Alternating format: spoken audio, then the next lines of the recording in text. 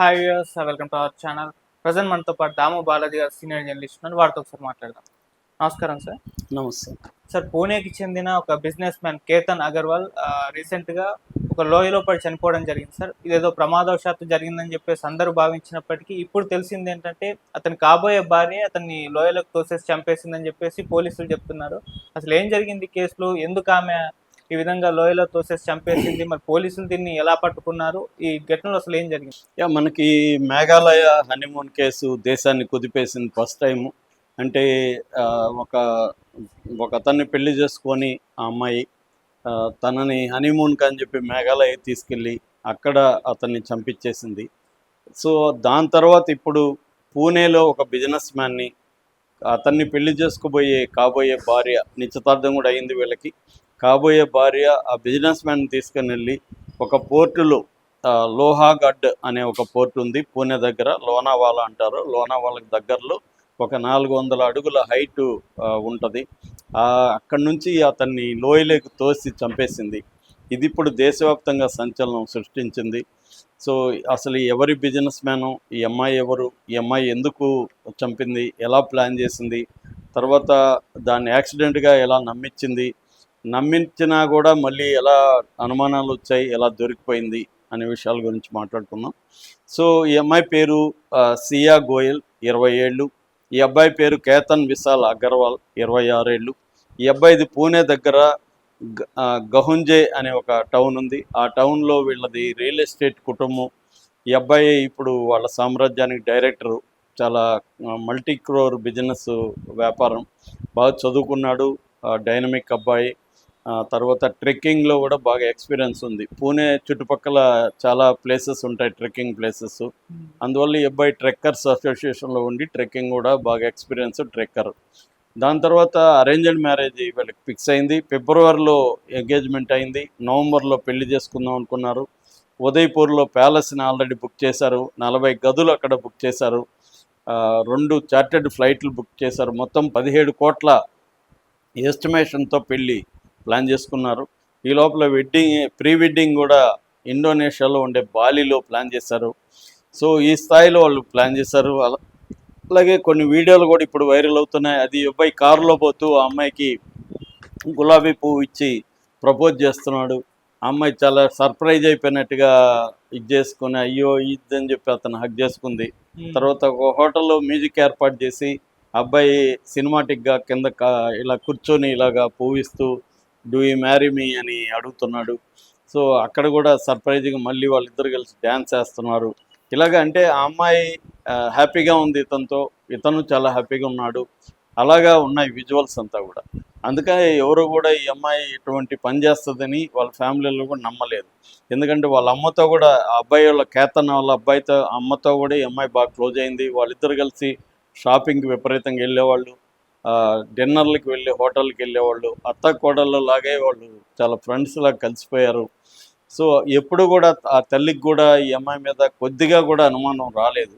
అట్లాగే కాబోయే భర్త కేతన్కి కూడా ఈ అమ్మాయికి వేరే అఫైర్ ఉందని కానీ తనను చంపడానికి ప్లాన్ చేస్తుందని కానీ ఎటువంటి అనుమానాలు కూడా ఫ్యామిలీకి రాలేదు. హ్యాపీగా ఉన్నారు. ఒక మంచి అమ్మాయి మన కోడలుగా వస్తుంది అన్న ఒక కొత్త జీవితాన్ని ప్రారంభించబోతున్నాం అన్న ఒక హ్యాపీతోనే ఉన్నారు.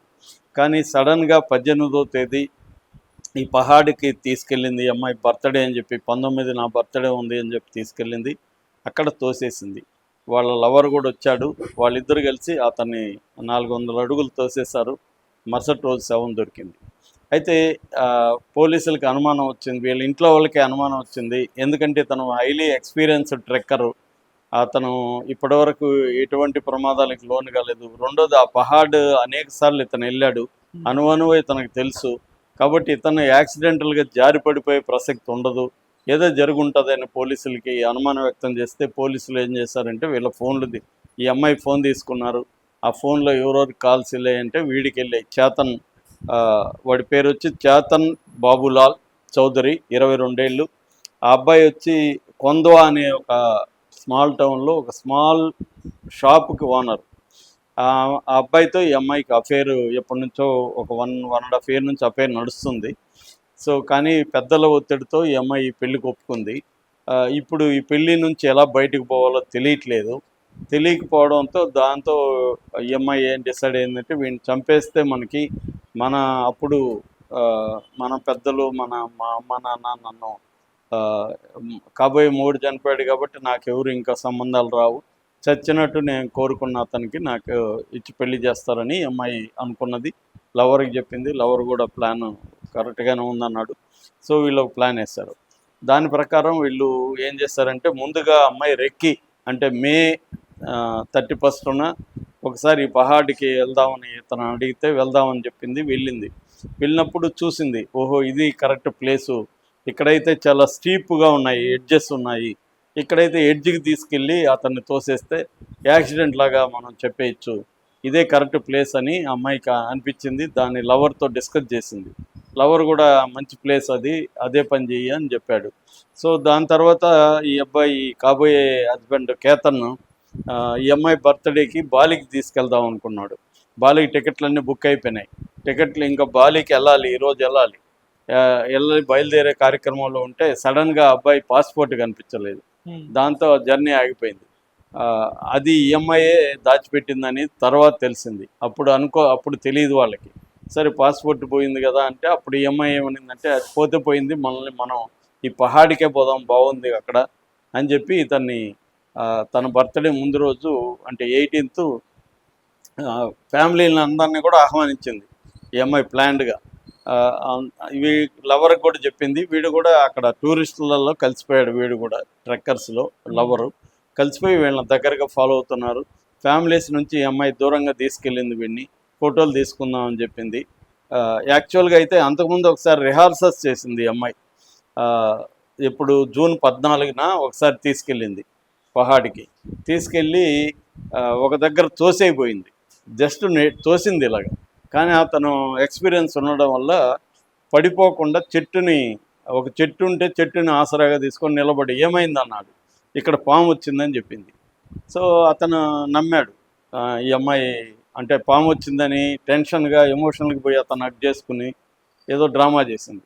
అతను ఏమనుకున్నాడంటే నిజమేనేమో, పాము నుంచి నన్ను కాపాడిందేమో అనుకున్నాడు. యాక్చువల్గా అప్పుడు ట్రై చేసింది ఒకసారి తోయడానికి. ఆ రోజు కుదరలేదు. దాని తర్వాత మళ్ళీ ఒక 4 రోజులకి ఇతనికి నిజానికి మళ్ళీ అక్కడికి వెళ్ళడం ఇష్టం లేదంట. వేరే ప్లేస్కి వెళ్దాం, మహాబలేశ్వర రిసార్ట్ కూడా బుక్ చేశాడంట. లేదు అదే బాగుంది, అక్కడే చేసుకుందాం, మనం అందరూ వెళ్దాం ఫ్యామిలీస్ అని చెప్పి అందరిని ఇన్వైట్ చేసి అక్కడికి తీసుకెళ్ళింది 18th. సో ఫోటో తీసుకుంటున్నాడు. ఈసారి నువ్వు అట్లా వెళ్ళి ఫోటో ఇటు పక్కని ఎడ్జిలేకి అతను పంపిస్తున్నప్పుడు అక్కడ చెట్టు గిట్టు లేకుండా చూసుకుంది ఈసారి ఆ ప్లేస్ని. అంటే గ్యారంటీగా పడిపోతాడు ఇక్కడ అనే ప్లేస్ని తీసుకున్నది. లవర్ కూడా ఫాలో అవుతున్నాడు. సో ఫోటో తీస్తున్నప్పుడు సడన్గా లవర్ పక్క నుంచి వచ్చి ఇద్దరు కలిసి అతన్ని నెట్టేశారు. సో అతను బ్యాలెన్స్ కోల్పోయి కింద పడిపోయాడు. తర్వాత యాక్సిడెంట్ అని ఎమోషనల్గా ఫ్యామిలీకి అంతా చెప్పింది. ఇలా పడిపోయాడని ఏడవడం ఇవన్నీ మొదలుపెట్టింది. సో పోలీసులు వచ్చారు. పోలీసులు వచ్చి ఎదిగే ఆ రోజు దొరకలేదు, మరుసటి రోజు బాడీ దొరికింది. పోస్ట్మార్టం అవన్నీ చేశారు. ఈ అమ్మాయి ఇన్స్టాలో కూడా అతను నన్ను ఎందుకు వదిలేసి వెళ్ళిపోయావు నువ్వు అని బాధపడుతూ ఒక వీడియో కూడా పెట్టింది ఏడుస్తూ. నువ్వు ఎక్కడున్నా సంతోషంగా ఉండాలి, నువ్వు నా జీవితంలో నుంచి ఎందుకు వెళ్ళిపోయేలావా సడన్గా, ఈ డ్రామా అంతా కూడా చేసింది అనమాట. అయితే వీళ్ళ ఫ్యామిలీకి అనుమానం వచ్చి పోలీసులకు చెప్పడం, పోలీసులు కాల్ రికార్డు పరిశీలించారు.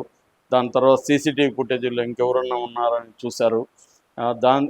ఈ కాల్ ఈ అబ్బాయికి వెళ్ళింది కాబట్టి ఆ అబ్బాయి వైపు నుంచి కూడా ఆ అబ్బాయి ఫోన్ కూడా తీసుకున్నారు. ఆ తర్వాత సెల్ టవర్లో ఆ టైంలో ఆ ఏరియా అక్కడ కొండ మీద ఏ ఫోన్లు ఉన్నాయని చూస్తే ఈ అబ్బాయి ఫోన్ ఉంది, అదే లొకేషన్లో ఈ అబ్బాయి ఫోన్ ఉంది. ఇవన్నీ అర్థమయ్యి వీళ్ళిద్దరే కలిసి చేశారని పోలీసులకు అర్థమైపోయింది. దాంతో ఇద్దరిని పట్టుకొని గట్టిగా ఇంటరాగేట్ చేస్తే ఇద్దరు కూడా మొత్తం ప్లాన్ అంతా చెప్పేశారు, ఇలాగ జరిగిందని. సో ఒక మంచి బిజినెస్ మ్యాను, ఒక మంచి ఎడ్యుకేషనిస్టు, వీళ్ళకి ఫ్యామిలీకి ఒక వారసుడు చనిపోయాడు. వాళ్ళ నాన్న వాళ్ళ అమ్మ ఏడుస్తున్నారు. కనీసం ఒక మాట ఈ పెళ్ళి నాకు వద్దు అని చెప్పుంటే మేము ఆపేసి ఉండేవాళ్ళం కదా. ఒక్క మాట చెప్పకుండా ఇంత ఘోరానికి పాల్పడుతున్నాను మేము అనుకోలేదు. పెళ్ళి వద్దంటే నాకు వద్దు, ఈ పెళ్ళి ఇష్టం లేదని ఒక మాట చెప్పచ్చు కదా, ఇంత దారుణానికి పాల్పడడం ఏంటి అనేది వాళ్ళు ఏడుస్తున్నారు. సో ఇక్కడ ఏంటంటే చాలాసార్లు మనం చెప్పుకుంటున్నాం, అనేక సార్లు చెప్పాను నేను. పెద్దల తప్పు కూడా ఉంది. పెద్దలు ఏంటంటే ఈ అమ్మాయి పెద్దలు ముఖ్యంగా ఈ అమ్మాయి పేరెంట్స్ ఆ అమ్మాయికి ఇష్టమా కాదా, ఆ అమ్మాయి ఇంకెవరన్నా ప్రేమించిందా, ఈ విషయాలు అమ్మాయితో డిస్కస్ చేయాలి. వాళ్ళు స్ట్రిక్ట్గా ఉండడం వల్లనే ఈ అమ్మాయి ఈ డెసిషన్ తీసుకుంది ప్రధానంగా. ఇది మూర్ఖత్వం. ఎందుకంటే ఈ కాలం ఎప్పుడైనా కూడా హత్యలు అని చేసి ఎస్కేప్ అవడం అనేది ఆల్మోస్ట్ జరగదు. సో దొరికిపోతారు ఖచ్చితంగా. ఇప్పుడు దొరికిపోయినప్పుడు ఏమైంది, వాళ్ళకి కొడుకు పోయారు, వీళ్ళిద్దరు జైలుకి వెళ్ళారు. ఇప్పుడు వాళ్ళు వదలరు, ఈ అమ్మాయికి శిక్ష పడేంత వరకు వాళ్ళు వదలరు. గట్టిగా ఆధారాలు అయితే ఉన్నాయి కాబట్టి వీళ్ళిద్దరికి కనీసం లైఫ్ అయితే పడుతుంది. వీళ్ళ జీవితాలు రూయిన్ అయిపోయినాయి. అతను తల్లిదండ్రులు జీవితాంతం బాధపడే ఒక దుఃఖాన్ని ఆ అమ్మాయి వాళ్ళకి ఇచ్చింది. ఒక బడ్డింగ్ బిజినెస్ మ్యాన్ జీవితాంతం అయిపోయింది. అందుకని అమ్మాయిలు ఆలోచించాలి, పేరెంట్స్ కూడా ఆలోచించాలి. పేరెంట్స్ కూడా మూర్ఖత్వం ఉండదు. మొన్న గాయత్రి అనే అమ్మాయి చనిపోవడానికి కూడా వాళ్ళ ఇంట్లో వాళ్ళ కారణం కూడా ఉన్నారు. అమ్మ నాన్న చెప్పింది ఈ అమ్మాయి ఇతను సైకోలాగా బిహేవ్ చేస్తున్నాడు,